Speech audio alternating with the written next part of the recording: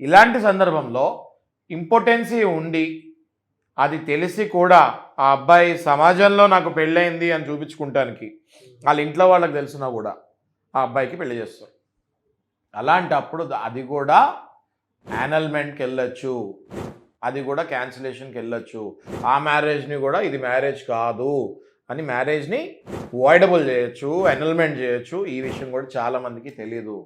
మీ ద్వారా నేను చాలామందికి చెప్తున్నాను.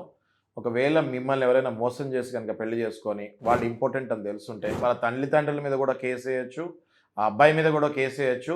మీకు అసలు పెళ్ళైనట్టే కాదు, మీరు ఎనల్మెంట్ డిగ్రీ తీసుకోవచ్చు కోర్టు నుంచి.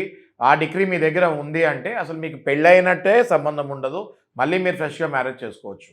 ఇంకే పాయింట్స్ ఉంటాయి సార్? ఓకే, ఇంకా నెక్స్ట్ వెళ్తే అనేక అనారోగ్యాలు ఉంటాయండి. ఓకే, మనం ఎపిలెప్సీ అంటే ఫిట్స్, లేకపోతే హెచ్ఐవి అంటే ఎయిడ్స్, లేకపోతే కొన్ని క్రానిక్ స్కిన్ డిసీజెస్ ఉంటాయి, కొన్ని క్రానిక్ లివర్ కండిషన్స్ ఉంటాయి. అంటే విపరీతంగా తాగుంటాడు అబ్బాయి పెళ్ళికి ముందు, లివర్ సిరాసిస్ వచ్చి ఉంటుంది, which is irreversible until unless you transplanted. అలాగే కిడ్నీస్ తాగి తాగి తాగి కొంతమంది కిడ్నీస్ కూడా పాడైపోయి ఉంటాయి, లేదా చిన్నప్పటి నుంచే హై బీపీ ఉండి కిడ్నీ పాడైపోయి ఉంటుంది. ఆ విషయం ఇంట్లో వాళ్ళందరికీ తెలుసు, అయినా కూడా పెళ్లి చేస్తారు.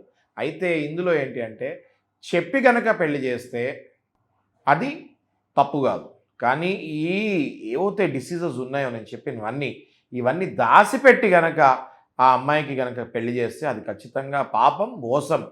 100% దాన్ని కూడా మనం ఎనల్మెంట్ చేయొచ్చు.